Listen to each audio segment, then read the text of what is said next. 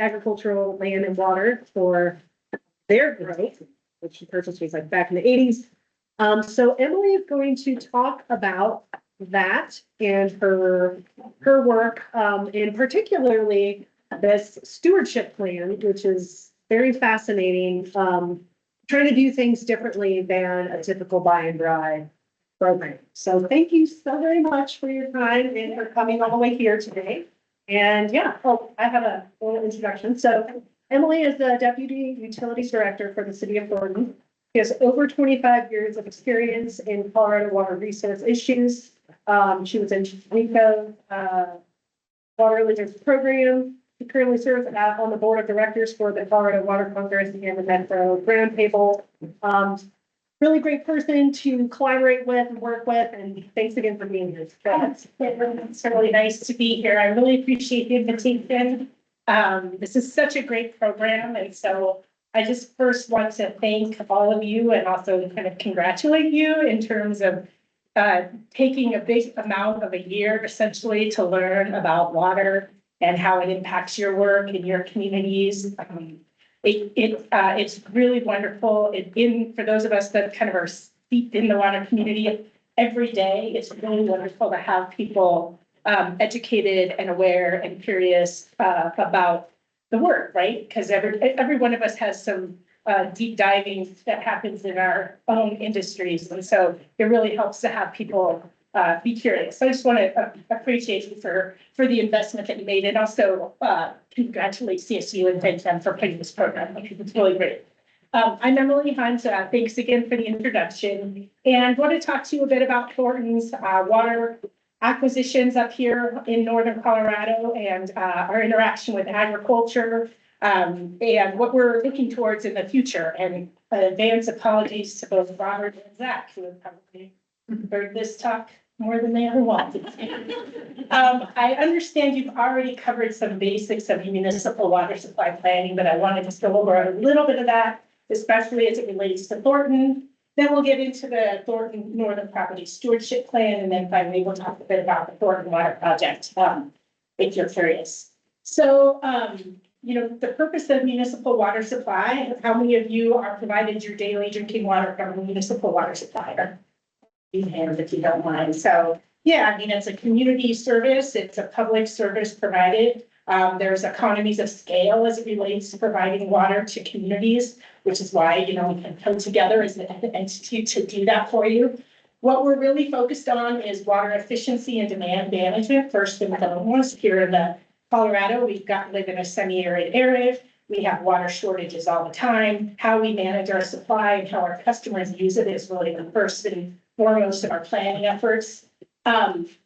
Because we aren't on the East Coast with abundant water everywhere geographically, we have geographic challenges. And so as a municipal water supplier, that's often one of the biggest things you're trying to overcome is your population's located one place and there's not any water anywhere near it. So almost every municipality or water provider in the state is getting water sourced to them from a location that's not adjacent to them. So that's a challenge. And that means we try to get a diverse portfolio geographically. We like to kind of combine senior and junior water rights, so I think you've learned a little bit about those. That helps us get through droughts or water shortages. But it's also, we don't need to spend a bunch of money on only a senior portfolio. We can kind of firm up our supply with some less expensive junior water rights. Obviously, storage is just critical in Colorado, right? Our water supply comes to us in the wintertime in the form of snowpack. If you're a surface water provider, our customer demands are the complete opposite. They use almost all the water, most of the water in the summertime. So we need that demand, that storage just to get us from season to season, but we also need it to get us from wet years to dry years. So, and then firm yield is a term, maybe you've already talked a little bit about that, but that's a term that we use in the water supply business that quantifies how much water can get us through a pretty significant drought. And most providers use the 1950s drought on the front line here. That was a pretty bad year drought. That was kind of the most sustained drought we've seen. We compare how our water rights portfolio and our infrastructure done in those droughts, and that gives us the firm yield. Basics, we've got our source supply, the raw water that we need. That's here, water rights, wells, contract supplies, surface water, groundwater.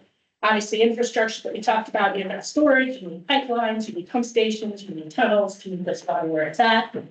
Treatment and distribution, so once you get your raw water to your treatment source, you've got a whole other set of infrastructure in terms of treatment plants to meet safe drinking water requirements, and then you've got the treated water distribution as your system. So you'll see water treatment plants, tanks, pipelines, pump stations, and then the demand management, which is how we know how much we're using and how we send, how we kind of encourage our customers to use that wisely is done through metering and then customer water efficiency. That's kind of the municipal supply pieces of it. I'm sure you've seen this figure 1,000 times. We already talked a little bit about population is located, not necessarily where the water is.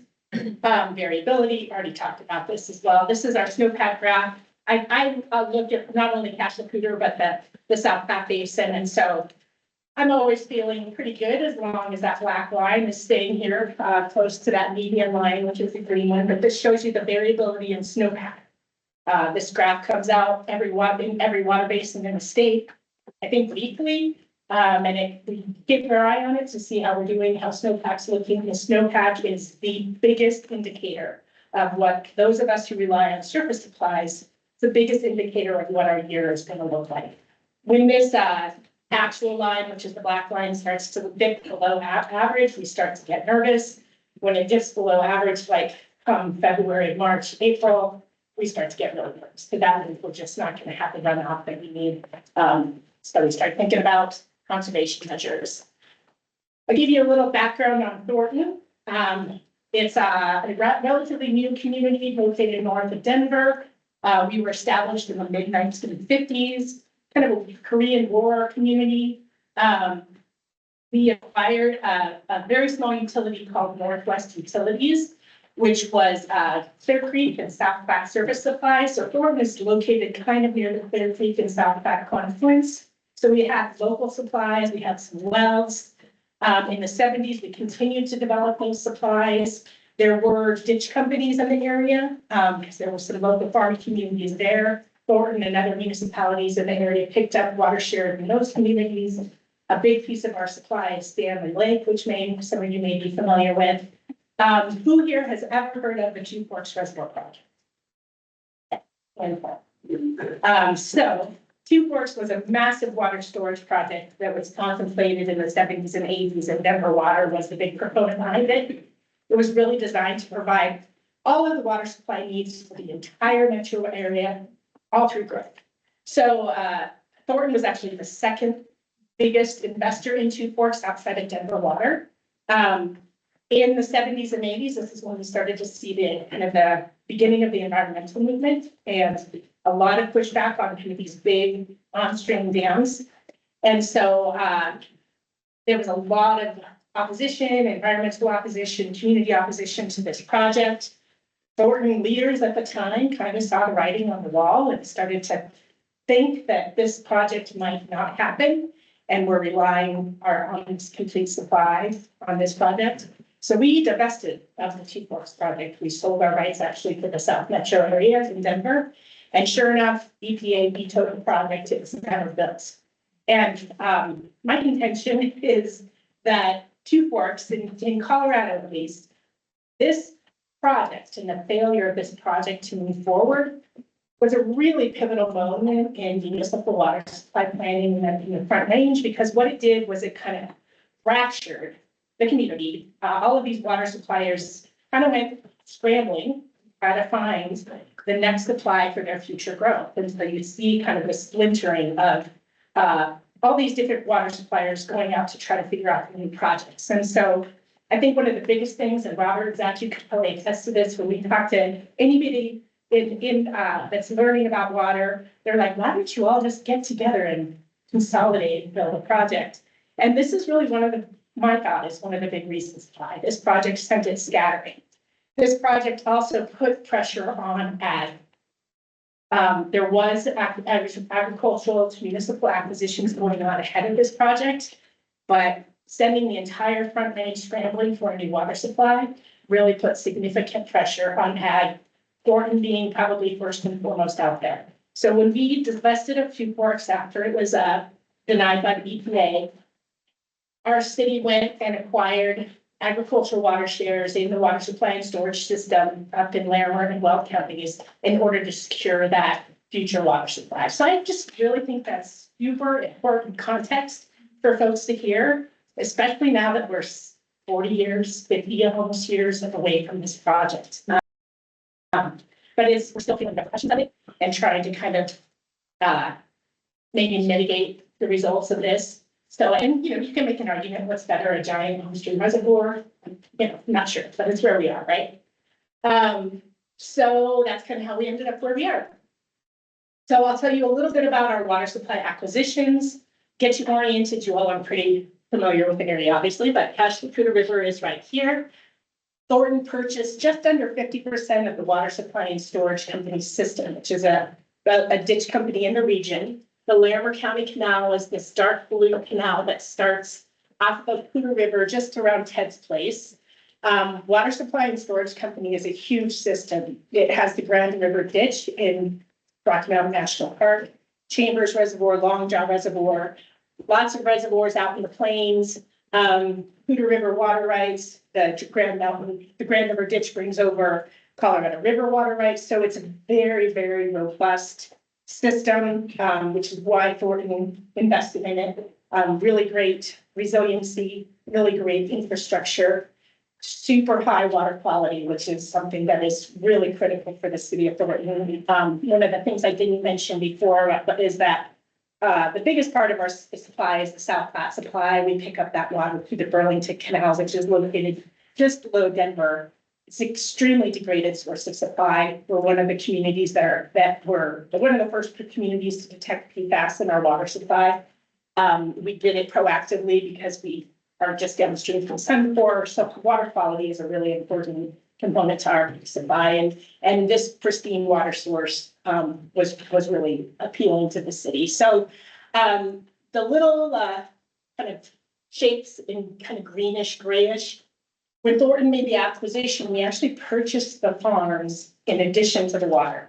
So those shapes are the farms that we own under the water supply and storage company system, purchased originally around 20,000 acres of farmland in both Larimer and Weld County, the bulk of it being in Weld County. We still currently own about 18,000 of it. And we'll talk a little bit about how that property is being used now. So that's the geography, huge investment, huge water project. We call the big project with Thornton Northern Project. So that kind of combines the water rights, the water court decree, our property stewardship, as well as the Thornton Water Project, which we call, that's just the pipeline. And so after the acquisitions in the mid-'80s, we spent a good decade in water court. Went up to the Supreme Court. We had probably over 40 opposers in our case. Anybody that has been to law school in Colorado has studied Thornton v. Bijou, which is a very precedent setting case as it relates to transfers. But ultimately in 1998, we got our water rights decree on remand. It's about 4.5 inches thick. In my opinion, it's a very protective decree for agriculture, for the ditch company, for other water users. Our decree kind of came on the heels of some pretty notorious agricultural municipal transfers down in southern Colorado that resulted in some pretty negative impacts to property, to land, to communities. And so when Thornton took its case through water court, that was on everybody's mind. And we had terms and conditions imposed in our decree that made sure that those sorts of consequences wouldn't happen to the communities that had it. And it really is used as kind of one of the precedent for a lot of traditional transfers that have gone through. So what else do I want to talk about here? We do have a office in Colorado, which is kind of the center of where most of our farms are located. We've got 3 Thornton staff members up there that essentially manage the properties, work with the local farmers who farm the properties, other vendors. We have 50 houses on these properties that we rent out. So we have a local operation. As I mentioned, the Thornton Water Project is a piece of this. This is the pipeline that I'm sure you've heard of that we're building from the water supply and storage company system down to Thornton. And then the stewardship. So it's a lot of different components that go into the Thornton Northern project. So let's move to the stewardship plan. So even though we have this really protective decree, with lots of requirements around what we do after we remove that irrigation water from the farms, we are required to revegetate those farms into some sort of self-sustaining, well, not even revegetate, but we have to put them into some self-sustaining, non-irrigated use is the term that comes out of the decree. I mean, that could mean a Walmart, it could mean development, but it could also mean dry land farming or non-irrigated grasses that are native or that are adapted to the area. And so we have a very strong, strict revegetation requirements in our decree that says once you remove the agriculture, the water from agriculture, we have to reseed, we have to work with the Natural Resources Conservation Service. They come out and inspect our property, determine if the grass is actually going to stop, is it self-sustaining, all of this sort of thing. So that has to happen before we can drink the water off of any given farm. So we have that under the decree. But what we've heard over the past 30 years of being up here, we do our best to be a part of the community, but we are not particularly welcomed. We understand that. And what we've heard in our time here is that, our property ownership, our interests has really significant impacts on the local communities. Not only what we're doing with that property today, but what our ultimate use of that property is. The town of Alts is a great example. We literally surround the town with farms that we own. And we heard from their community over the years, like, we don't even know how to do our master planning with our schools because we don't know if you're going to allow your properties to be moved into development or industry. So what we wanted to do with the stewardship plan was completely voluntary, but we wanted to be able to not only get the community's input onto what they think the ultimate land uses of Thornton's properties would be, but also give our own city council some guidance on how we want to eventually start transitioning ownership of these properties out of Thornton's hands and into either local public hands or private hands. But, I think it's safe to say that most people, including us, we don't want to be the big landowner. Eventually, we want to get it back into community hands. And so it was a planning process that we embarked on. I think it was now back on 2017 or 18, to come up with kind of a long-term, it's almost like a comp plan in a way, for those of you that are kind of in the planning world, but we don't know, it's not in our jurisdiction, but that's kind of the spirit of it. Completely voluntary, that sort of thing. So just a refresher of where we are. We were very sensitive of this being, Thornton's going to come master plan your community for you. We wanted to make sure it was very community based. And because of that, we also wanted to seek some outside funding so that it wasn't just Thornton funding this to drive the outcome. So we got very generous grant from the Bureau of Reclamation through their Water Smart program. We obviously invested in it. Colorado Water Conservation Board through all of their really great grant programs invested, as well as the Department of Local Affairs. So we had a really nice, robust funding source. And it really was this community-driven process that started, even earlier in 2018 with some stakeholder interviews and kind of wrapped up mid last year. We had some steering committees. Mr. Thode was on our steering committee, one of many, which I appreciate. We had a couple of splitter groups that discussed some interesting projects, which I'll talk a little bit about. We did some regional working groups where we took the findings, kind of initial findings, to meet with, the town of Windsor, the town of Timnett, those sorts of things, to get that real direct input from their experts. And we'll talk about that.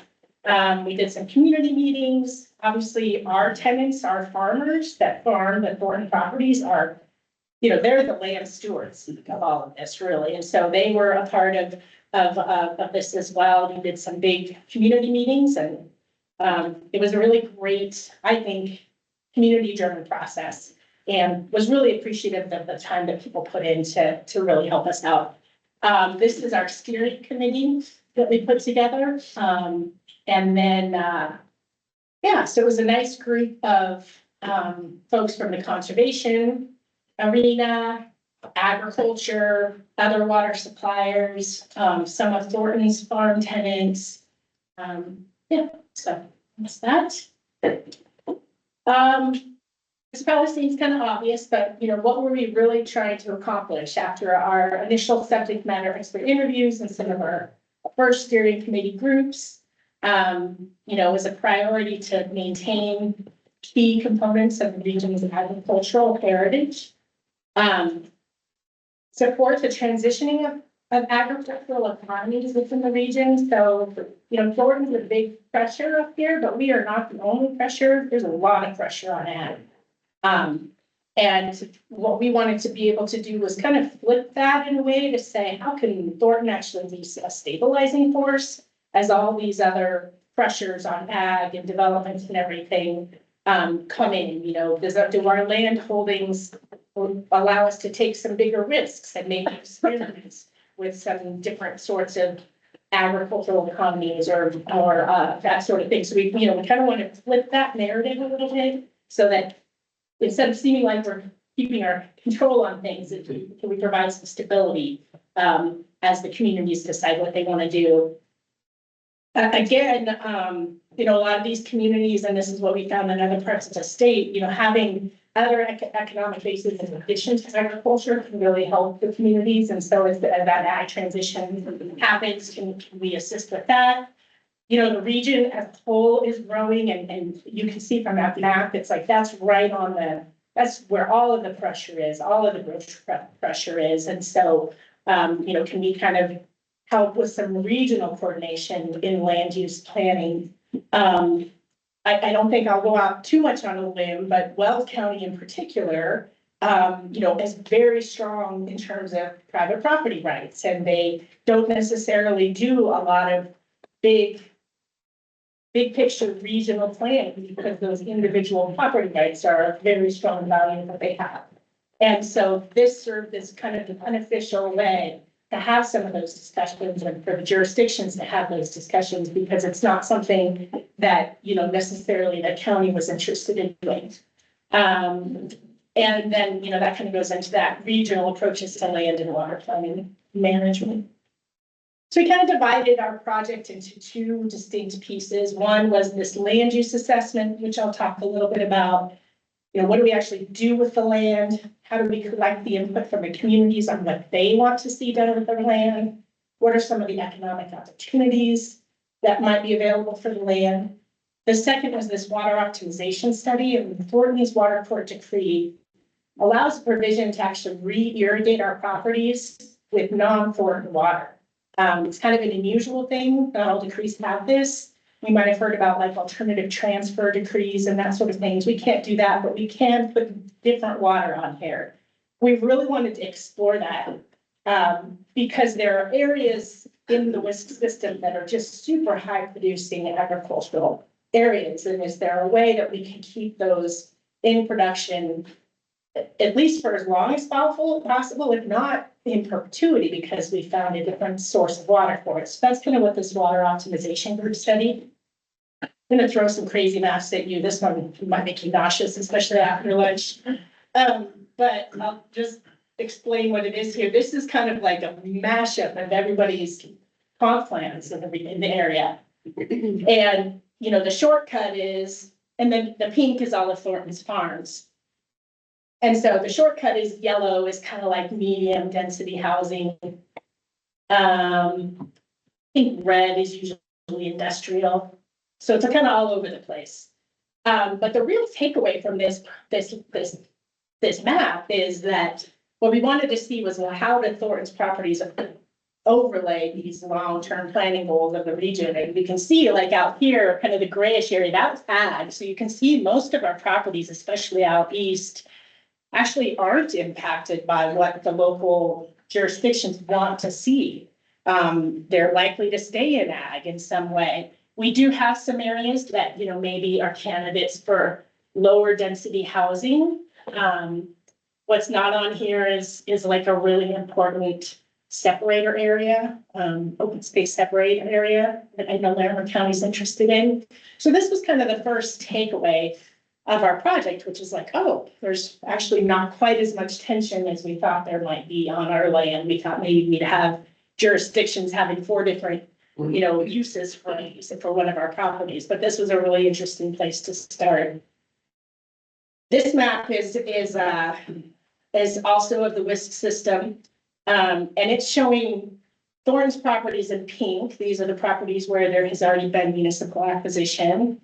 The other properties are properties where other water providers have purchased WISC shares. So the takeaway here is that, we're the big one, right? We're close to just under 50%, but when you bring in all of the other municipalities, Greeley, Fort Collins, tri-districts, WISC system as a whole is probably 75% owned municipally, currently.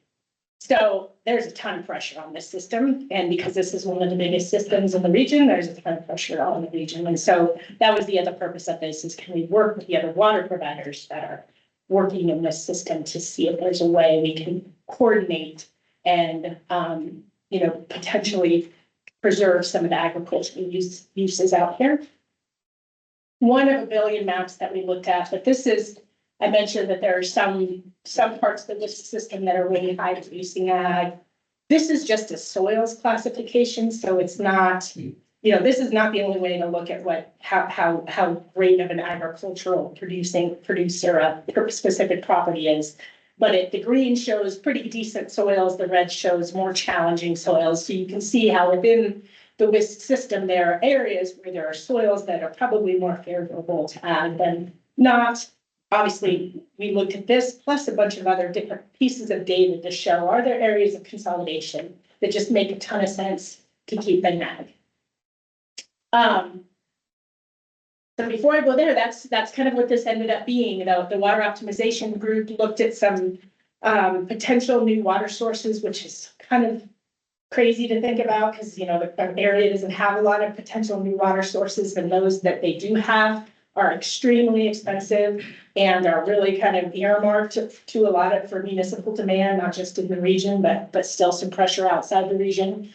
But what we ended up with was a final report on these two, the land use analysis and some recommendations of the water optimization plan. We took this report to our city council, and we have a final map that kind of shows, similar to that first one, what the different pressures are. And what we wanted to be able to do was when we had somebody come to us and say, hey, we're interested in buying this farm, our first step would be to go to this report and say, okay, this is what we learned about this property in this process. These are the areas of interest. These are the communities that, maybe a community wants to see this open space. We could look at what the land use looks like. We could look at how that property fit into kind of the regional context, and then determine if the proposition that was coming to us was in alignment with this stewardship plan before we went and sold our property to somebody that, didn't meet our objectives or didn't meet the region's objectives. So it's a little bit of a roadmap for us, for staff, as well as our city council to be able to say, okay, we think this is in alignment with the stewardship plan. So they adopted that plan. It's not a proactive, we're going to sell 70% of our land by a certain date. It's very much a reflective document that's used to guide decision, if that makes sense. So what we're doing in terms of next steps now that we have this plan adopted by our council is we are kind of turning it into a decision-making framework of how we will plan on taking, evaluating opportunities or propositions that come our way. As they come in, we'll evaluate these opportunities. We might have a few properties where we want to be the initiator of certain, if maybe it's already been put into re-veg, it's clearly, well, I'll talk a little bit about this in the next section, but there's a clear use to it. So we might be a little proactive about certain ones. There are some interplays with our permit that we just received from Larimer County for the water project in some of these properties. And then we're also going to continue to update the data as we get a bit more information. So let me talk a little bit about the water project and how this interacts with it. As I mentioned, the water project is simply the pipeline that moves this water that Thornton purchased from Thornton, or from the WISC system to Thornton. We have multiple segments, we've got multiple segments that are kind of in various stages of development. Some are already complete, some are under construction. Segment F was our section through Larimer County, which was the one that was really uncertain and was the subject of a permit that we obtained last year from Larimer County. And I'll kind of just skip right to that. So we've got, I think we have about 1,500 acres of land in Larimer County compared to the 18,000 that we own overall. So not a ton in Larimer County, but we do have 6 farms that are in an area of interest of not just Larimer County, but the city of Fort Collins. They fall in kind of the Wilmington separator, areas where they wanted to preserve it. We've also got 2 farms in pink that are actually along our pipeline alignment. And so as a part of our permit process, we committed to the county that we will take these 6 farms and conserve them in a manner that's consistent with their open lands master plan. And then we'll also, which probably means a conservation easement, probably held by the county or the city. And then the other thing that we committed to was to take those properties and sell them, subject to that conservation easement.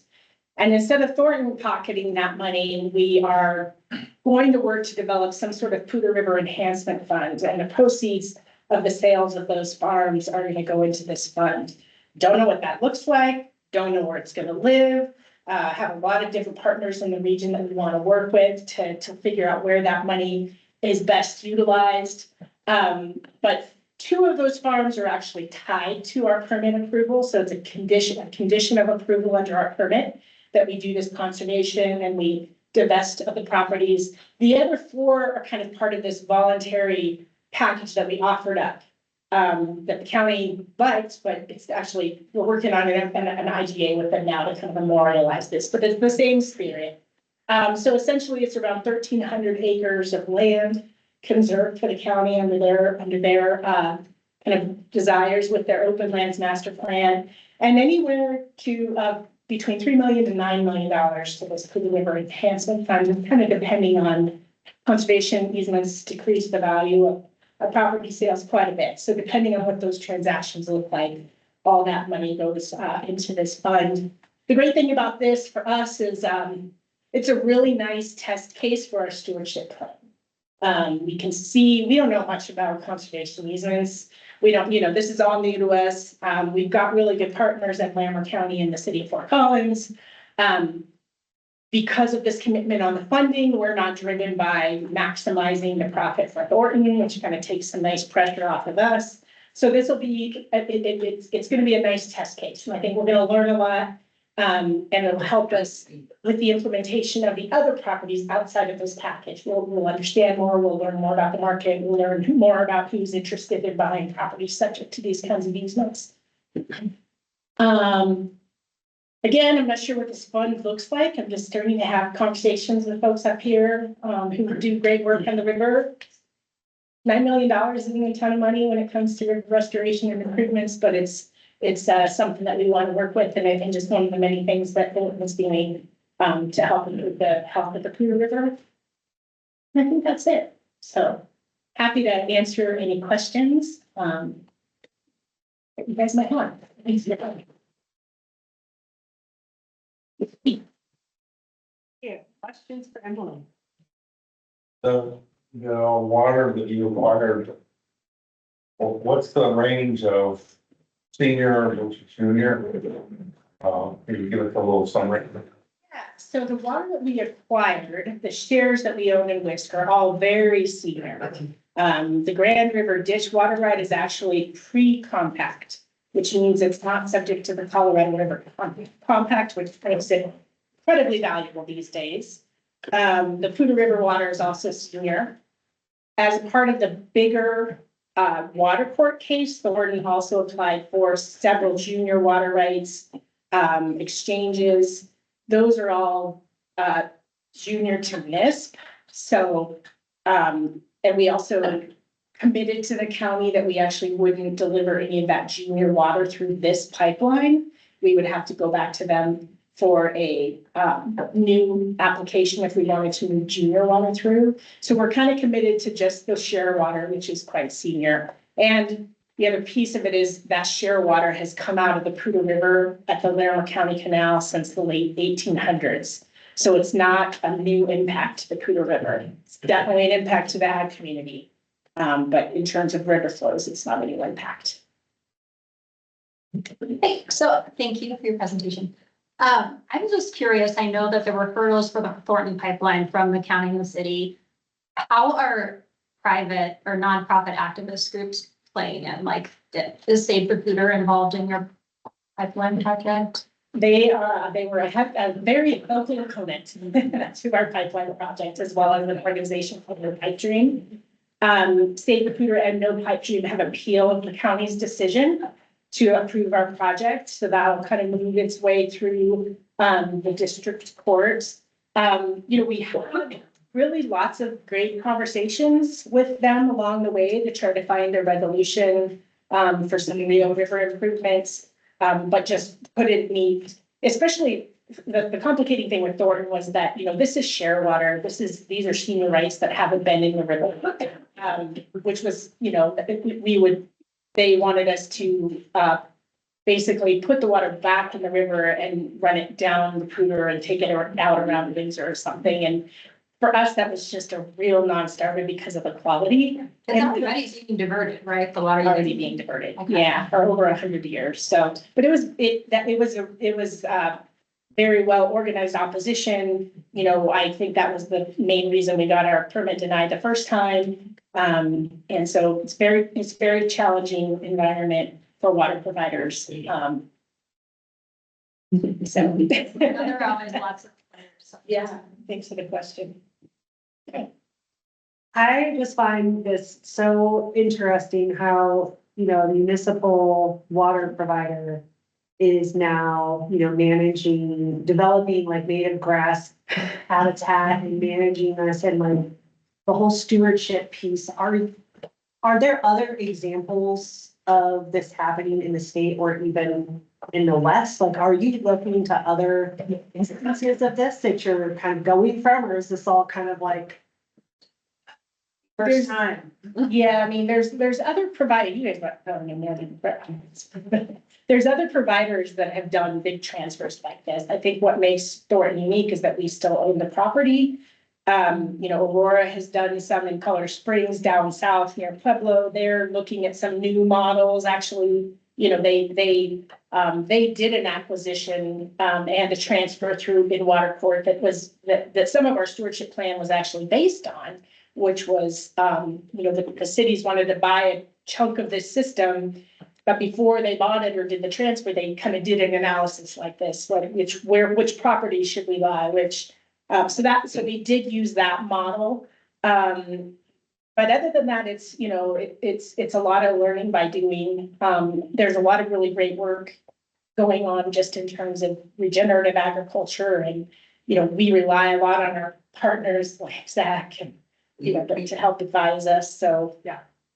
But it is very weird. I did not think I would be. I did not think this was in the single job description. Yeah. Are you hiring? Sorry, are you hiring? Are you not me? A stutter. Are you hiring like different kinds of positions that the utilities like didn't foresee? Obviously, Yeah, like I a mean, stewardship our person or something. office is a really interesting group. Yeah. One of our staff members grew up there, is part of the farming community. Another one, actually has a PhD, comes from kind of a more academic agricultural background. But yeah, that's different for sure. Municipalities, at least here, there's always some interaction with ag because so many of us buy ditch company water rights, but we often rely on the actual ditch companies and their expertise for that. But we definitely stretch our expertise a little bit.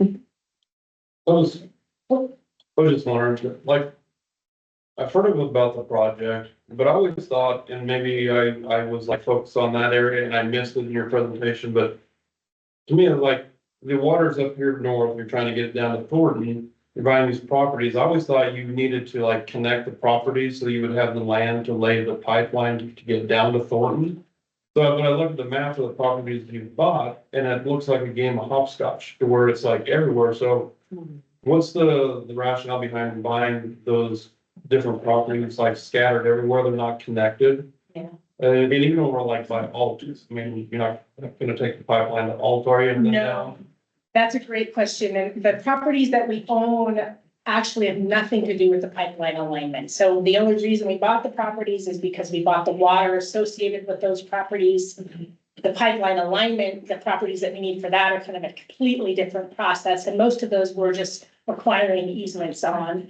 The hopscotch nature of our acquisition is because of the way that it was done. A blanket offer was made to people in the WISC system. They did not know Thornton was the purchaser.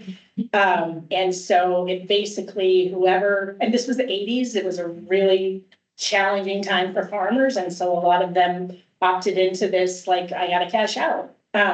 And so whoever sold essentially is why we end up with that quilt. The interesting thing is several of our current farmers are farmers that originally sold to us. And so they've stayed on that land and have added other properties that they own. But it would be nice if they were a little more consolidated. One of the things that we're experimenting with now is some grazing operations on some of the revegetated land, and that is difficult to do with that non-contiguous property ownership, but. With the Poudre River Enhancement Fund, would there be opportunities for more money to go into that fund, or is that just like gonna be a one-time? No, the hope is that it becomes kind of like a seed fund, that others may contribute to. You know, we've had conversation, there's a lot of mitigation projects that need to happen on the river now. So is there a way to consolidate the funds? Can the funds be held by some sort of foundation that then people can contribute to, and, that people apply for grants and it's distributed that way? So it does not exist. There's just concepts of how to do this and concepts of and we're really looking to, the community and people that are active in the river to help us figure out how we can really maximize this. So if anybody here I has, was gonna say, I'm certain you should talk to Hallie. yes, Hallie's Not been, already. yep, that's really one of the, And Jordan. community Foundation. exactly. So we're looking for hubs, and yeah. But if anybody has interest or other suggestions, please, I'll leave a few cards here. You can give me. I've got a couple. Can you talk about the impact of all the block rates and everything on rates, just the overall rates? Yeah. And then also, does this project sort of satisfy Thornton's needs to your build out, or are you guys still acquiring new supply? Yeah, I'll answer the second question first. We are not in the acquisition mode at all. This satisfies our build out need. Yeah, glad for that. And then the first question, so, this actually has no impact on rates. The way that Thornton does its financing, and most water providers are this way, but some are a little different. New growth, this is new water supply that is used to enhance growth. Those are funded through connection fees. So the new developments are paying for those. And as I'm sure Brett told you, those fees are getting higher and higher. And so our connection fees have definitely increased because of this project. But we've kept our rates. Our rates have gone up, but they've mainly gone up because of PFAS mitigation that we need to put in place. So we did just pass a 13% rate increase, but not because of this project. Is it impacting home affordability though? I imagine if developers are having to face significant. Yeah, and Thornton, that's one of the challenges. Thornton is really one of the more affordable communities in the entire region. And it's becoming less so because of those connection fees. All right, thank you so much.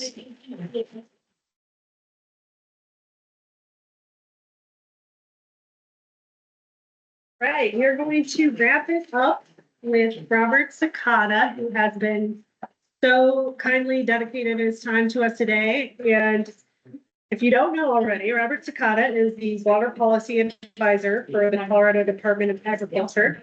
And he's gonna, I think, tell you more about kind of his background and history, so I won't go into too much of it all. But you know, he is a farmer. He's still a farmer. He serves on a ton of commissions, ton of committees.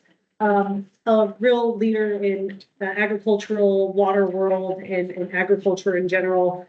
Very pleased to have him with us today. So thank you, Robert. And I think we got your presentation up. So bring us home.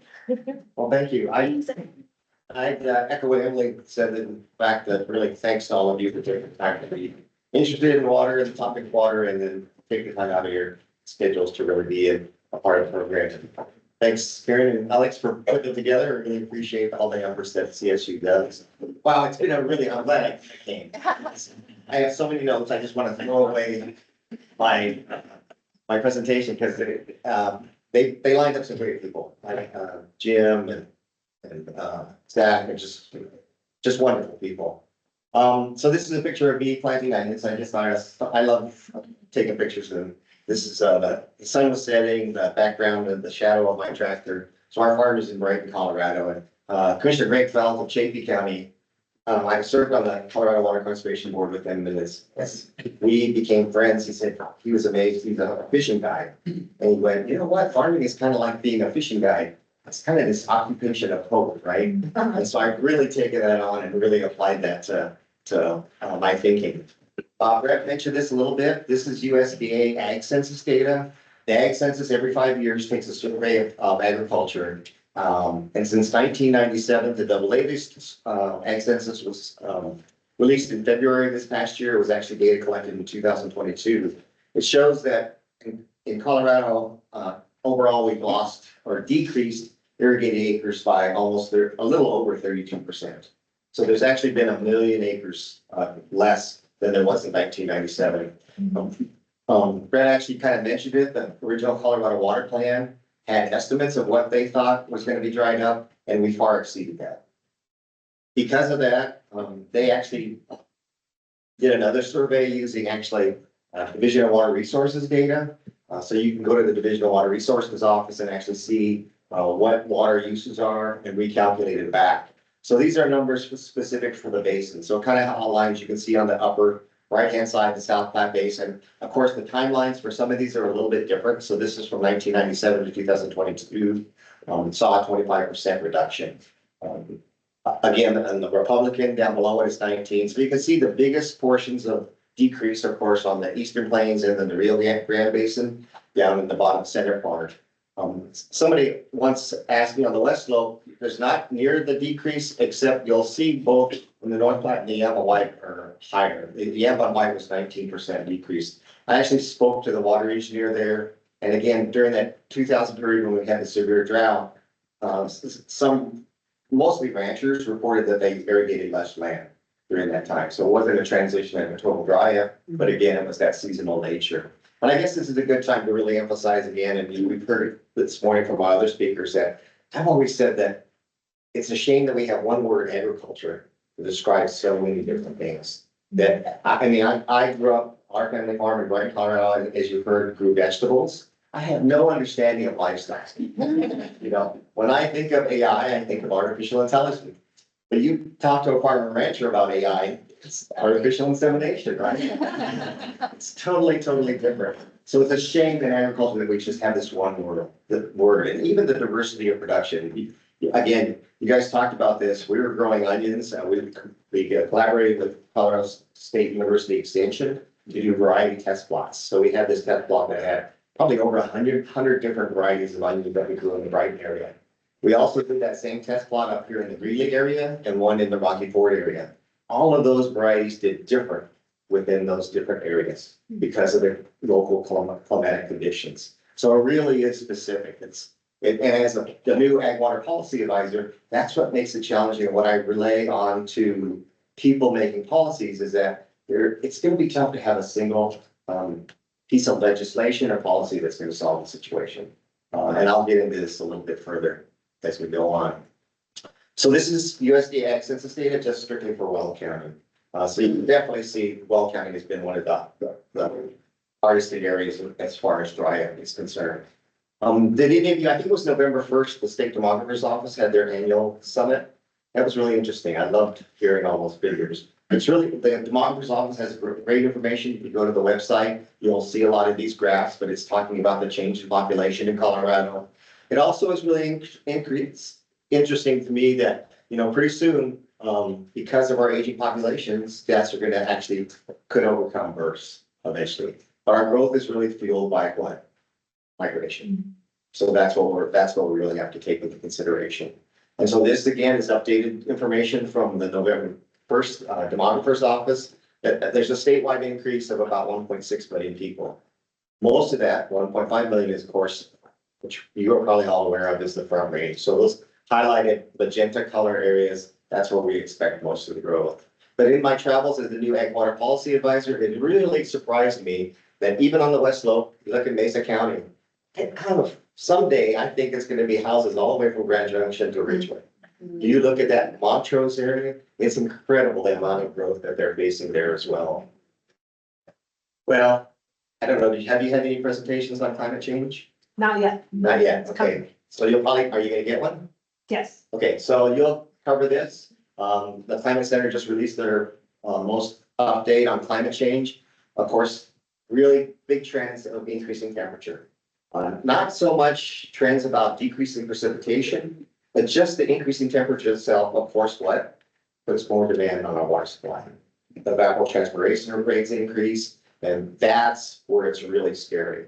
I talked to Brett Udall the other day, and I bluntly asked him, I said, you know, if we look at Colorado and we reduce irrigated acres by 1 million acres, what's that doing to temperature change? He says that's fueling that increase in temperature change. Because again, we don't have that irrigated farmland to be cooling the soil surfaces and the area.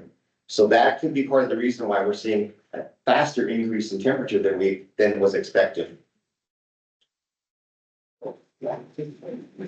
Some of the listed farming goals, you know, it always dumps me out when we get young them with the music and forth pedaling, that we got our cars hit, right, and then all the roofs that had to be changed. But that's our lifestyle. I mean, and as Zach mentioned, you know, we get on our vegetable farm, well, you know, I'll relate it this way, that have you heard on the news that there's potential grocery strike that's gonna happen? Right, yeah, so watch out, you might want to stock up, but there's, and about, I think it's about 20 years ago, there was a potential grocery strike, but it was in January, and I was talking to one of my city friends, and I was explaining the farming operation to them, and all of a sudden I could see this light went on, and they said, wow, you don't make any money until the fall. And Jack, yeah, I'm dishing out all this cash, you know, buying the seed, paying my employees, and yet I don't get anything into the fall time point. And anything like this, like a hailstorm, can instantly wipe it out. So this picture on the bottom is a center pivot, full center pivot, 120 acres of onions that was just about ready to harvest. That got totally wiped out. And I always bring up at this point that this is all, what can we do to help with water conservation? And really any research that we do to help agriculture production helps really conserve water.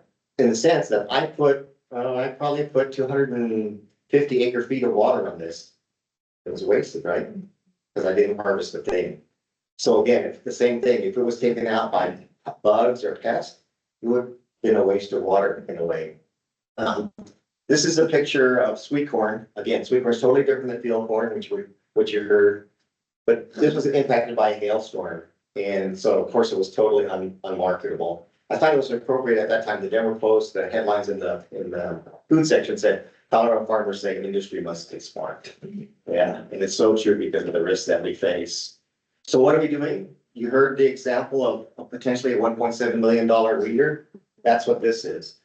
This is a laser robot, so it's totally autonomous. It's identifying what plants you want to keep, what plants you want to take out. It not only identifies the difference between the plants, but exactly what type of species of weed that is, because it's adjusting the power of the laser to just strong enough to take that weed out, because that's the biggest shortfall of that right now is its energy demand. And so if it can power down the lasers, it doesn't need such a big generator on it to power it. But do you notice how fast it's going? I guess just to say how slow it's going. As Zach was saying, maybe this will replace 20 people, and this machine, the weeds can't be larger than 1 inch. So essentially, when you finish a field, you're gonna have to start again because the weeds are coming back up again. And so to spend $1.7 million on the machine for, maybe have the capacity to do 100 acres for one season was really not financially feasible right now. But the future is coming. On the bottom one, that blade was also, it's the same thing but it was mechanical. Thing going on, but also the other thing that Zach didn't mention about this laser weeder, you can see the flashes of light. That's actually the laser taking out the weeds. But there's also currently a $20,000 subscription fee that you have to pay on top of that machine to update the software all the time. Yeah, so it's crazy. But this is some of the things that we're talking about, new ideas of how smaller operations can stay in business with this type of technology. Number one, we're encouraging researchers to say, don't build us a $1.7 million machine. Build us a $100,000 machine that maybe will do 1 row.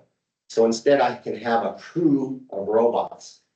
Now, maybe then I'll buy how many that I can afford. Or maybe I become an investor and buy 50 of those, and then I go around to the individual farmers and charge them per acre to weed their plots. So there's some concepts like that. I mean, even maybe, and well, this may go back to a conversation that we talked about a little bit. How can municipalities support local agriculture in the sense that maybe you will be investing in helping farmers make a living on that property? So maybe the city, maybe you need to convince these robot inventors to invent something that can be used both on the farm and the city, and you buy the piece of equipment and help the farmer, allow the farmer to use it as well. Because this is the biggest challenge that farmers and ranchers face in Colorado. For every dollar that the Americans spend on food right now, every dollar, only 7.9 cents makes it back to the farm. 7.9 cents. And even though there's so much talk about increasing food prices, it's not making it back to the farmer. It's going because, and as Zach mentioned it, how his lifestyle has changed, going more to fast food places. Convenience has been such a big thing for all of us. I don't know too many people anymore that buy 5 different lettuces, bring it home, chop it up, and mix salad, right? We all go to the store and buy bag salads right now. Well, because of the investment that it takes to build these salad factories, essentially, a local farmer can't do that. And on top of that is the food safety regulations that are going on. You can imagine, and that's why the food safety regulations in part are becoming so complex, because our food supply is becoming so centralized that now this bag salad, if it becomes contaminated, it's not affecting one family. It could be affecting hundreds of thousands of families across the US. So I think it's another real reason why we need to develop policies that really encourage that we continue to have the diversity of agriculture. You were questioned, Melanie, about countries' policies. I mean, in the US, we have a cheap food policy. I mean, we've always had a cheap food policy. That Americans, even though it's gone up, I think we spend about 11% of our disposable income on food. It's allowed the economy to build on the rest of it. So 89% of our disposable income, we can buy nicer cars, we can buy, we can go on vacations. And so and the other part of that too is that we don't want to run out of food. It's just like a city being risk averse to running out of water. We don't want our population to run out of food. So we encourage overproduction. How do you expect to be, when you're asking a free market system, a farmer to earn a living, if you're encouraging overproduction, the prices are always going to be invasive. Those large retailers, and they're competitive in their market, they are shopping price. And so the way they get the cheaper price is by, again, that's where you see these larger operations where, 95% of our winter lettuce is coming from Arizona these days because they have that gain in efficiency. As a vegetable farmer in Colorado, I have 3.5 months to grow a crop. I can't afford to hire a full-time person to be my food safety expert or my HR person. That's what my mom and my dad and I did. So we were all of these individuals, on this very short time window. So we're going to have to figure out other ways to support farmers and ranchers. And one of the ways that, I think I've got a slide for that. So let me change gear, make sure I keep on set. So I'm still a farmer, but in the 2023 legislative session, they created this brand new position, the Ag Water Policy Advisors.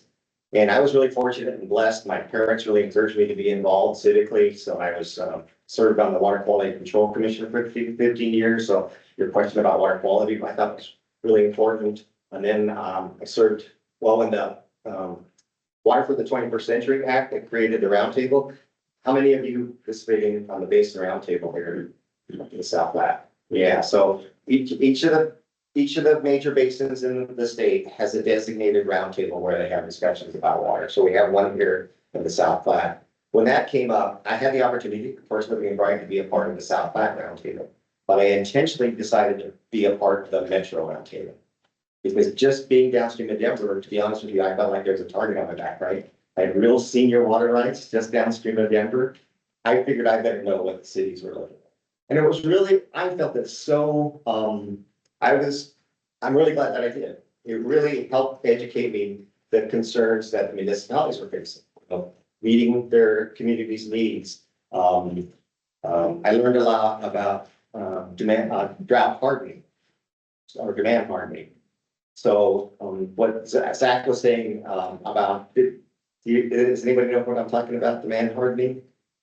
What's the big push going on right now with landscaping is to remove non-functional turf, right? For those water providers in the past, that non-functional turf was actually a reservoir. You know, Zach was taught saying that farmers can be that reservoir. Well, really, actually for municipalities, that turf was that reservoir. That they, when in seasons when they had plenty of water, they could sell their water because they needed that income to support their utilities. And yet, when a drought did come, they could ask their residents, you know what, we're in a drought, slow down on irrigating your turf. You know, you gotta cut it back to 4 times a week. Oh, drops a little bit more, twice a week. And so their income backed off, but at least it had allowed them that flexibility. So now a consequence of us really removing that landscaping is meaning that cities really have to make sure they have adequate water supply because they don't have that buffer anymore. And so that is actually putting more pressure on agriculture. So this is a flow chart of the Department of Ag. When I joined, Commissioner Greenberg actually put the ag water policy divided up with senior management, which I really appreciate. Today I missed our senior management meeting, which I really bummed out because it's amazing how many things the Department of Ag is involved with. Including the state vet's office with the high pathogenic avian influenza. It's been nice to know what's going on with there. And then all the divisions on the bottom, animal health. The blue areas are indicating areas that I really interact directly with, whether it's conservation services. You heard Zach talk about all the emphasis that the Department of Ag has on developing soil health practices, regenerative agriculture, division of laboratory services and plant industry. Real briefly, the job description is really big, but I'll be this, essentially this position is a staff authority advising commissioner of agriculture and water policy. Water plan, have you guys had a presentation on the water plan? Have you talked about it?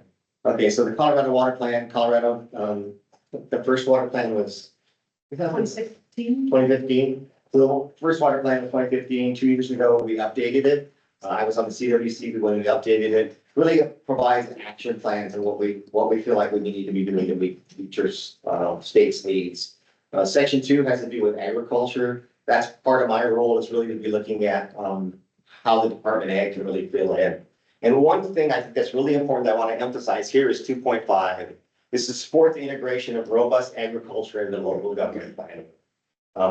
I think that's what you were talking about, really combining water and land use together is really thinking about that agricultural role as well. Chaffey County has a really interesting program, and I think one that we need to think about, and you heard Emily talk about it.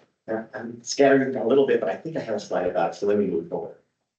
So again, I'm really coordinating between all the divisions. We have a joint meeting with the Colorado Conservation Board, with the Department of Health, Division of Water Resources, of course, is responsible for distributing the water according to the water law, and then connections with the water center and policy development at the Capitol.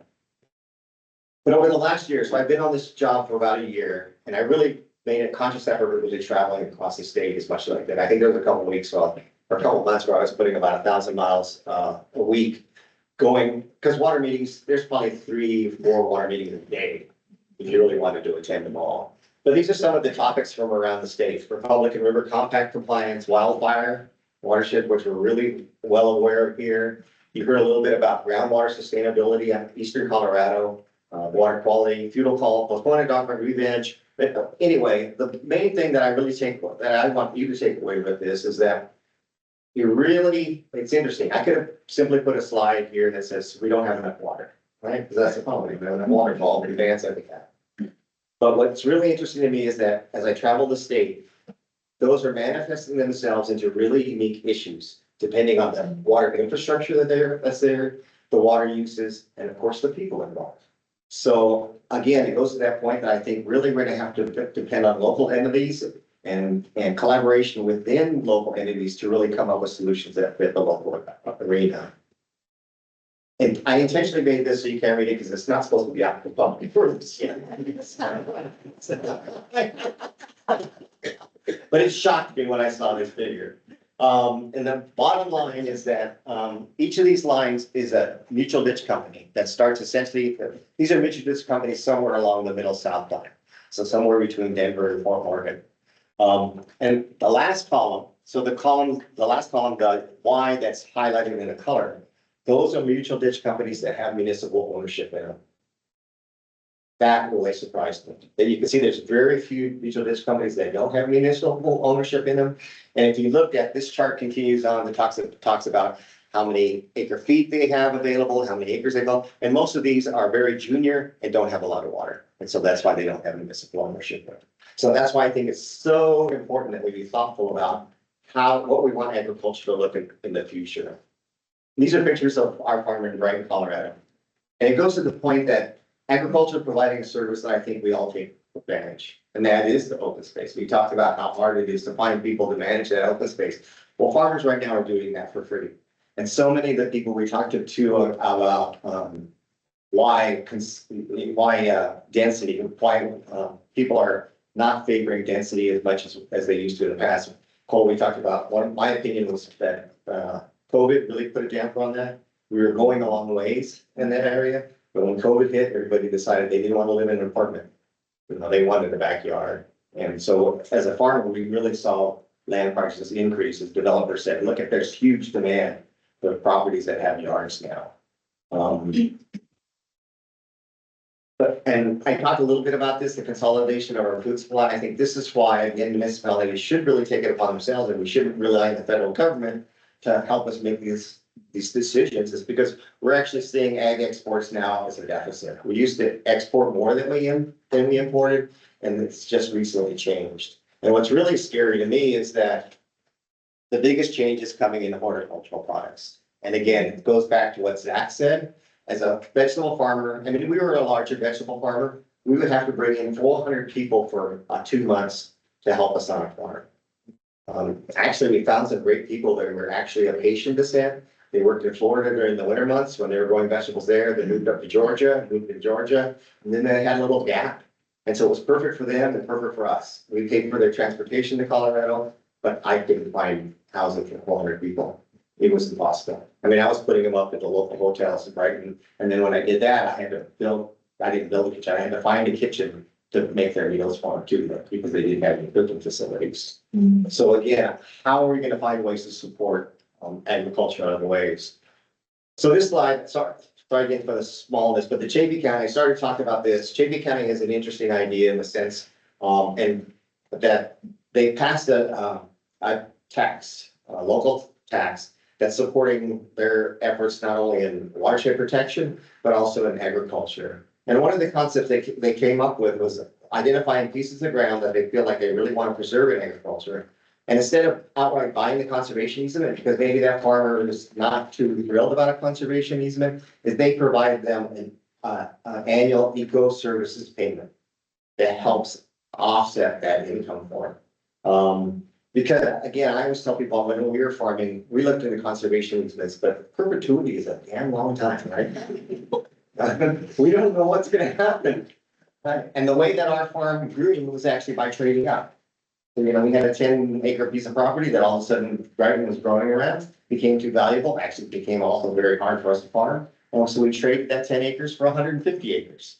And that's the way our farm grew. And really, and if any of you are involved in conservation easements, I should ask you actually, is whether we can structure conservation easements in that same way, whether they're in perpetuity more in value than they are in location. So maybe we can trade up. If everybody decides that ground doesn't make sense that we're preserving it anymore, we could trade it up to 3 times the land mass maybe that's something that we can build in that, because perpetuity is an awful long time. Save right left hand, also a past attacks. I highlighted preserving local agriculture as important. Best ever farmland project, I think that's what Emily was probably talking about, the city of Pueblo, why they probably bought a ditch system. Farmland Trust actually built a model that looked at land uses, looked at soil types, to help them identify which land made sense to keep in production. Again, probably most likely, we're gonna see ag being cut back. But if financially we can say, okay, let's grow more valuable crops, something that you can earn more off per acre, maybe that's a way that we can really see agriculture survive. Community Ag Alliance up in Steamboat Springs actually built a store where local growers can sell their and market their product.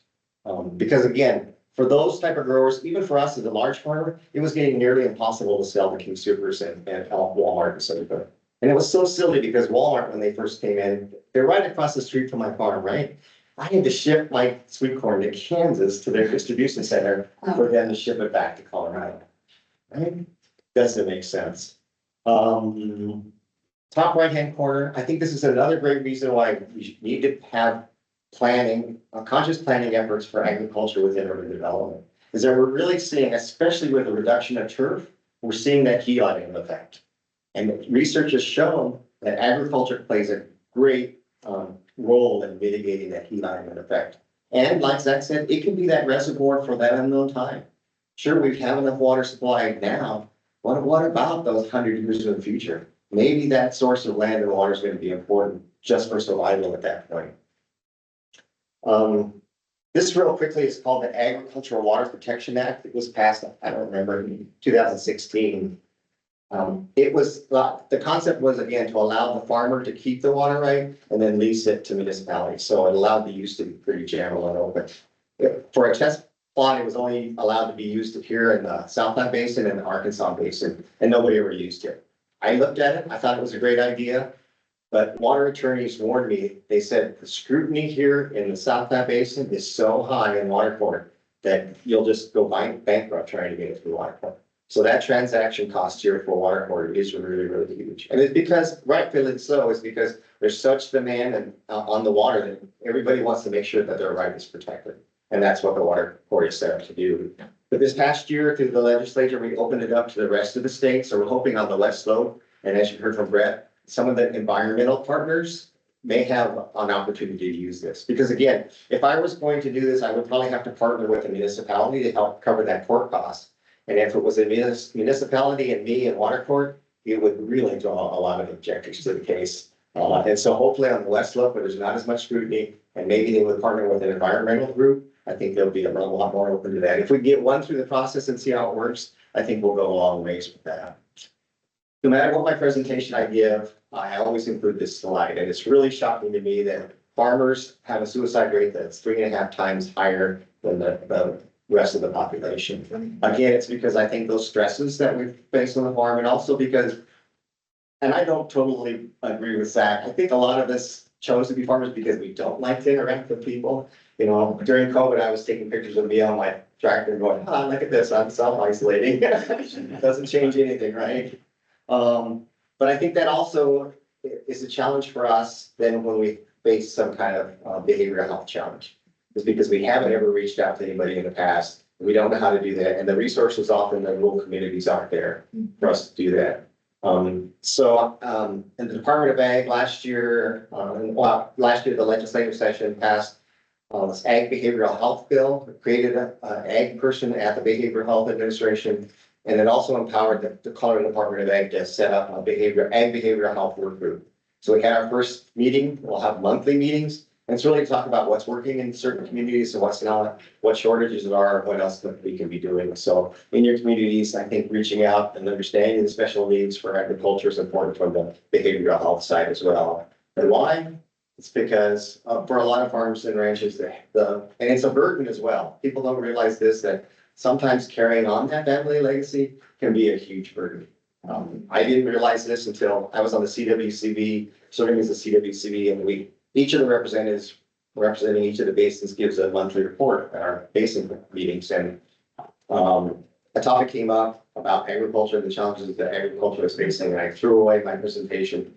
And I was shocked because I literally broke down in tears during my presentation. I didn't realize the stress that I was under at that time. Of course, my father's health was failing. I was debating whether to change our operation from vegetables to feed crops because we just were losing money growing vegetables. And I felt like I was tearing down the legacy that my dad had built up so hard over the years. And so it's amazing how that kind of sneaks up on you as a farmer. But I always ask people, can you tell which person, that's the picture of my dad on the left, who's really working and who's not? I know here I am, no hat, no gloves, leaning on the shovel, and my dad, he's out there, he was working, so. But really, thank you very much for all you're doing, all your interests. If ever anything I can do at the Department of Ag, or any questions that you have, please don't hesitate to reach out to me anytime. So, thanks.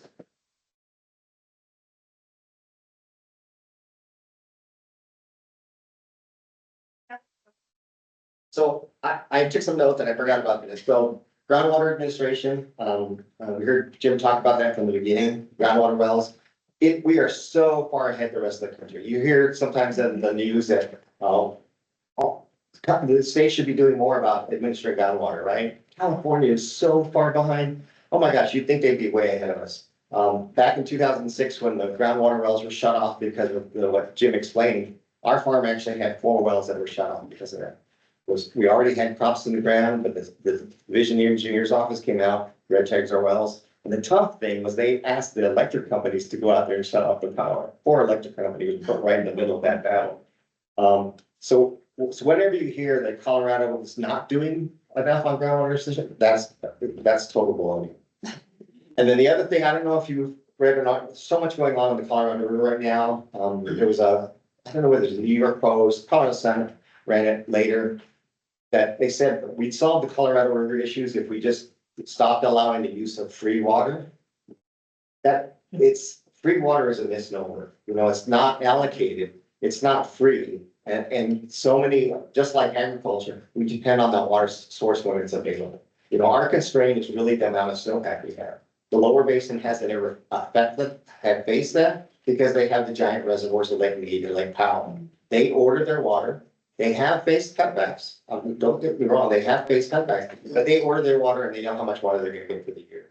For us here, as you all are aware, we depend almost all on snowpack for each year. And so we're getting natural reductions of use during drought conditions, and then we'll have excess water in wet years as well. So sorry, I had some notes, but go ahead. Questions?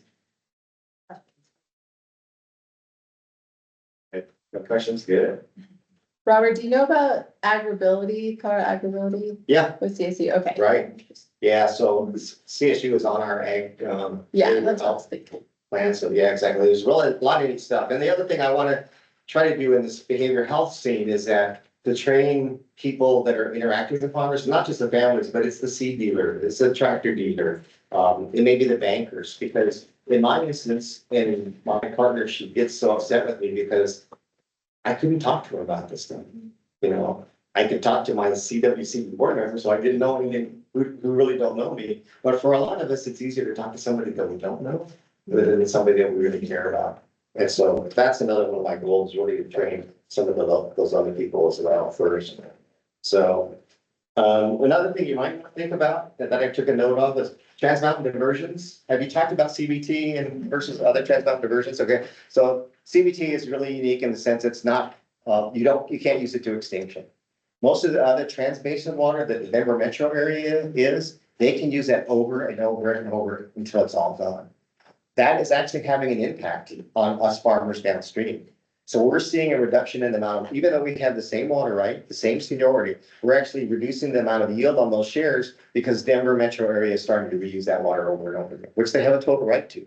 But now financially, it's gotten to a point that it makes sense for them to reuse and reuse and reuse that water. So it's actually ended up to be less water for us. Wow, sorry. So I've always said, bottom line is the best way to keep water in ag is to make sure that farmers and ranchers are earning at least a little.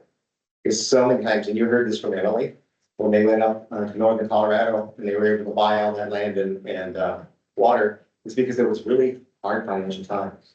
And so on the conservation easement point, I hope that when you're reaching out for conservation easements, that you really explain to those farmers that this is a one-time payment.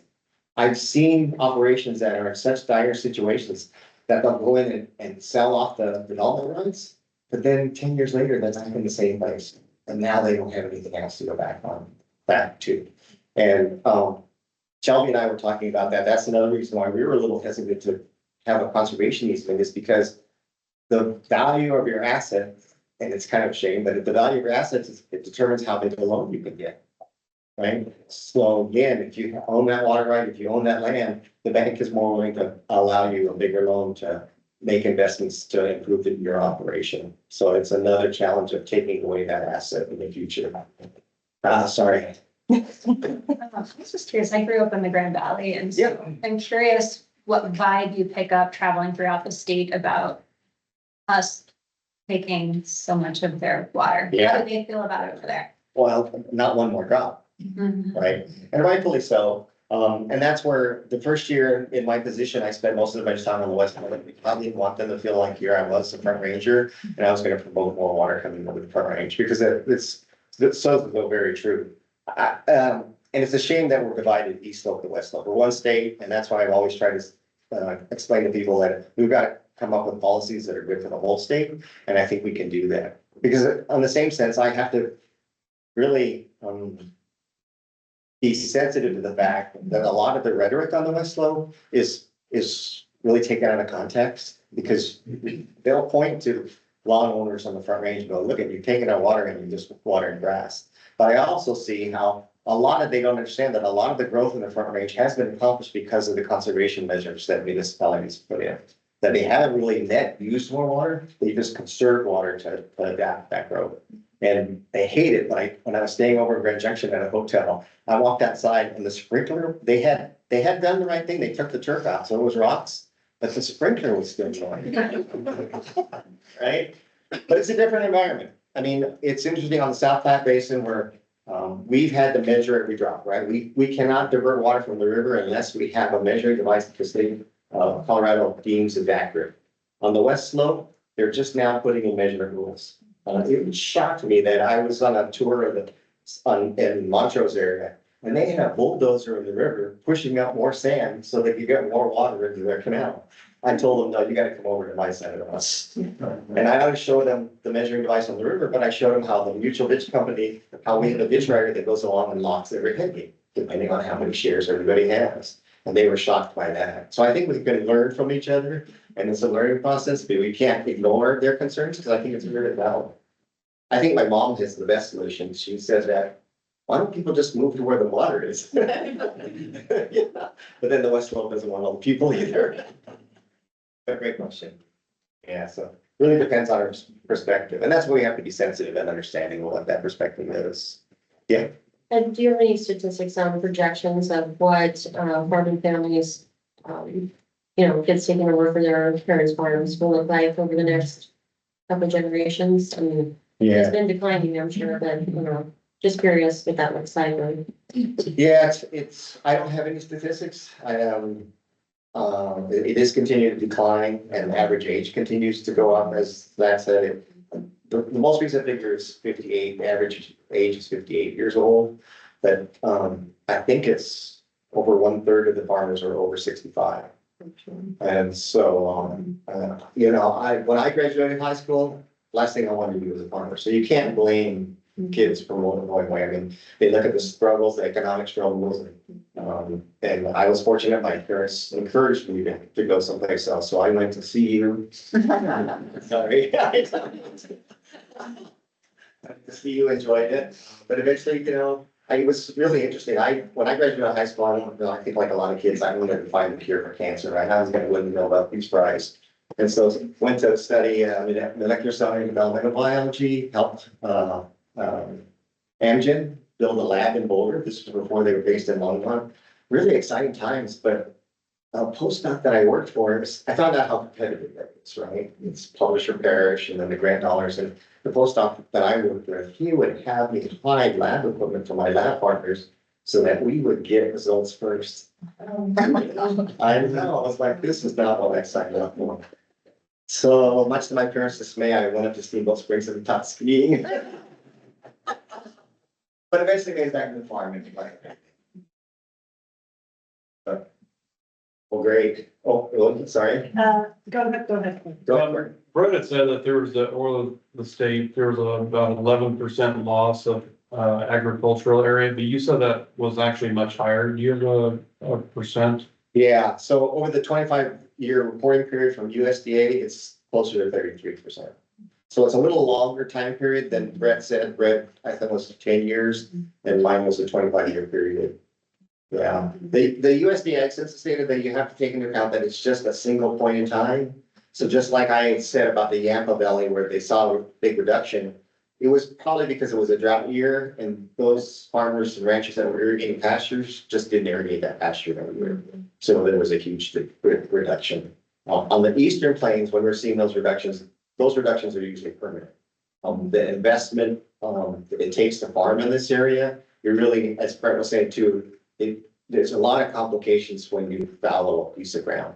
It's just not bad. It sounds easy not to irrigate a piece of ground, but it's really, there's a lot of complicating factors that don't make that possible. And that's where that rotational fallowing model doesn't make sense in a lot of ways. It makes sense that instead of fallowing 1/3 of your farms every year and rotating it around, we're coming to the conclusion, maybe it's better to take the 1/3, the least productive piece of ground and just permanently dry it out. Because, you're putting that infrastructure in your irrigation systems and on the equipment, and you want to utilize that on that piece of ground. If you're gonna make that investment and not use it 1 year. So if you totally, and my farmer friends are not gonna like this because most farming communities, of course, don't want to see any dry out. But I think we have to be realistic how we're gonna move forward. And so if we're gonna do it, and I think that's part of the planning process, and it was mentioned here, is that look at where your water's coming from, and then also say, hey, this land is important for agriculture. This piece of parcel is fertile, it's got great infrastructure coming to it. What can we do with it? And the question about zoning, we talked briefly about this on the side, is that I'm again too, like, Weld County is, a real private property advocate. So I don't want to take away the value from somebody. And as a farmer too, as I was mentioning, that's an asset that I can get a loan from. So I hate for it to be diminished all of a sudden by a zoning action per se. But there's other ways, like you said, conservation easements. But that's the easy first step. The conservation easement, that's, if you find a piece of ground that you think is great for protection for agriculture, the easiest thing is conservation. The harder part is gonna be finding the qualified management for the years future. And that's what's gonna take a lot of thought and how we economically make it viable for a producer like that. So when the government pays farmers, ranchers to not grow crops, is that just a short-term solution then, or a stopgap measure? So there's been some proposals to do that, and there's been some projects to do that. So, and yeah, it would be very temporary solution. It wouldn't be, it's not long range answer. I think. I mean, it sounds good. I mean, if the government paid me, money to stop working for a year, I'd do that. Well, the interesting thing is, and you might have heard the term demand management. So the Colorado River, they're trying to say, okay, what happens if we don't have enough water in the Colorado River also? And so they've been looking at items like fallowing for a certain year. And one of the big discussions we've had is about equity. In the sense that if you want to get the best bang for your buck, you're going to go look for the cheapest water, right? So you can get the most amount of water for the least amount of funds. But when you do that, you're going to hurt the poorest communities. Because that's where the water is the cheapest. And is that what we really want to do? Because sure, maybe that farmer is going to survive because he's getting that payment. But what about the community there that relies on the economic support of that farmer? Whether it's the buying of equipment, buying the seed, the employees on that operation. So there's a lot to think about when we, again, the complications of just drying up something on a temporary basis. Yeah, I was gonna ask, last year we had, Greg Peterson, and he wasn't able to come this year, but he talked, pretty extensively about the economic impacts of buy and dry to agricultural communities. And I guess, if you could speak a little bit more to that, and then just like a broader discussion on what are the long-term impacts of losing irrigated agriculture in our state and agriculture in general in our state.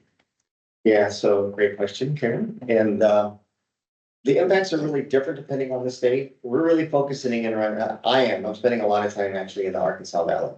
Because in the lower Arkansas Valley, what's happening is probably the worst case scenario is that since you're buying and drying, and then you're taking the water out of the valley. I tell people here in Brighton, if I sell my land and water, most likely there's gonna be houses or something else put in, right? The economy has the potential to really stay strong.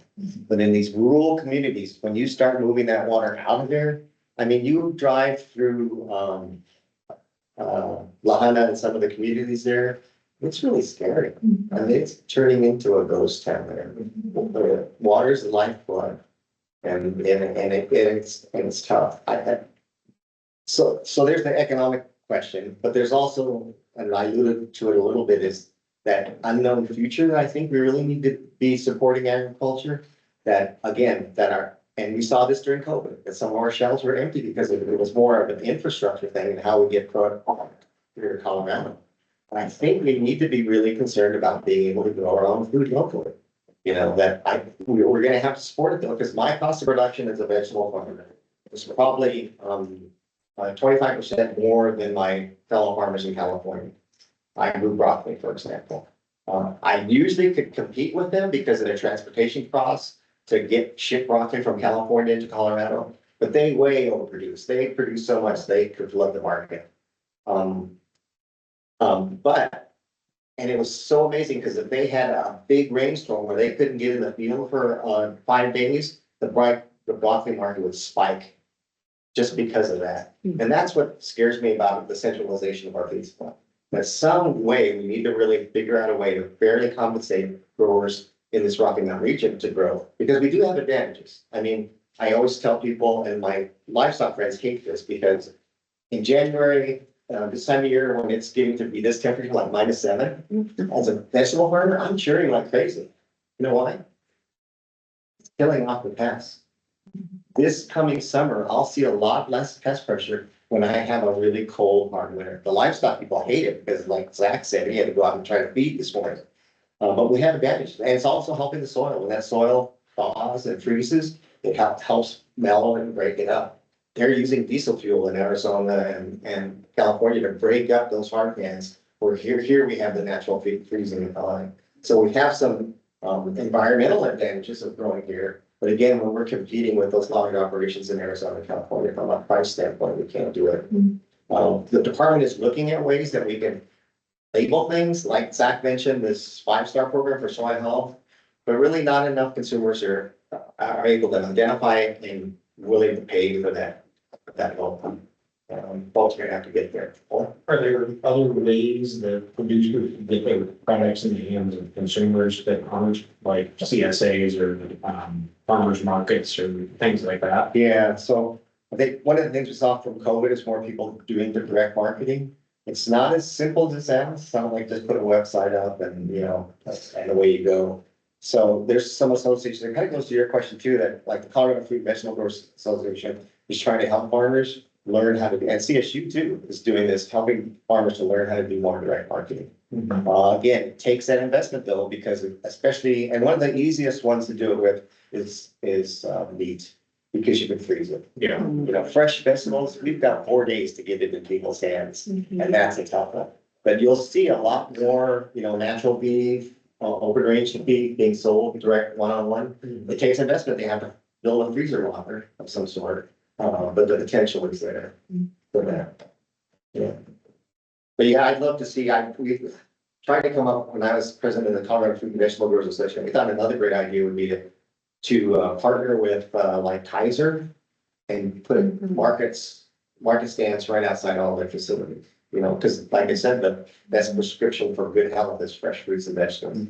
And we thought that'd be fantastic. But then nobody wanted to man that stand because we don't want to be there with a bunch of sick people. That idea was thrown out. But really, everything you can do is support local, look for the Colorado Crown. But be particular, I get so frustrated, and I'm trying to work with the Department of Ag on this, is that I saw the Colorado Crown logo on the grocery shelves, but then I looked a little bit closer, the label on the produce is from Mexico. Mhm. So, you know, there's no, and even the picture of my dad, you may still be able to see him in King Superstores. And we haven't sold anything to them for about 25 years now. So they give the appearance of supporting local, but how much local they're really able to do is really limited. Again, because they, in order to stay in business, they consolidated so much. We used to have a buyer in Denver for both of those chains. Now for Safeway, we communicate with somebody in Arizona, and for King Supers, is somebody in Chicago. They don't have time to talk to thousands of different farmers from across the country.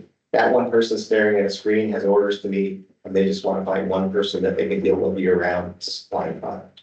So the answer is gonna have to be somehow to skip them somehow.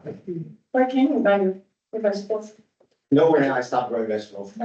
Sorry, yeah, it was a tough decision. Right now we're growing, and it's still kind of sad, right here, we're the last major landowner farmer. And so we're growing, corn for our local dairies, small local dairies. So it's worked out for them. Instead of having 450 employees, now I just have 14. And then it's going to the dairies. The dairies, the major cost is the distance to transport that feed. And so since I'm within 4 miles of them, they're excited about that. I just hope that they can compete.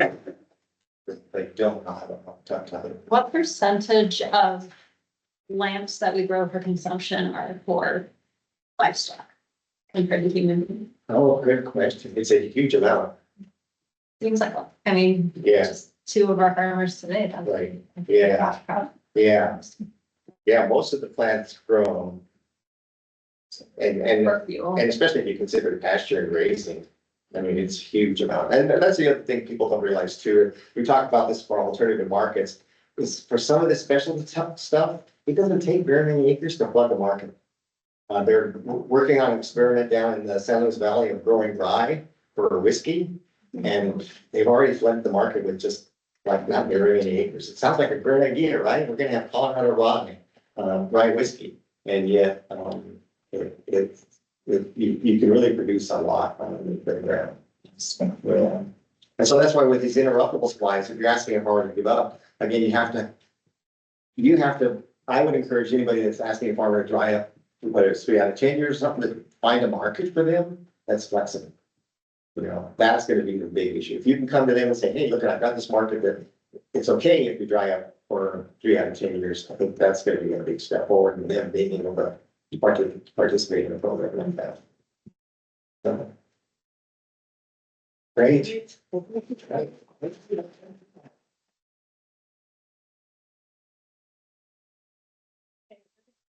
Here, we'll do our reflection questions, and I'm gonna stop all of this, Alex. So get in groups of 3, starting with you 3. You 3 fellows. Let's see, where are we at? Tommy to Jamie, Megan to Amber, Lindsay to Nathan, Kara to Cole. Never mind. Oh, and you want to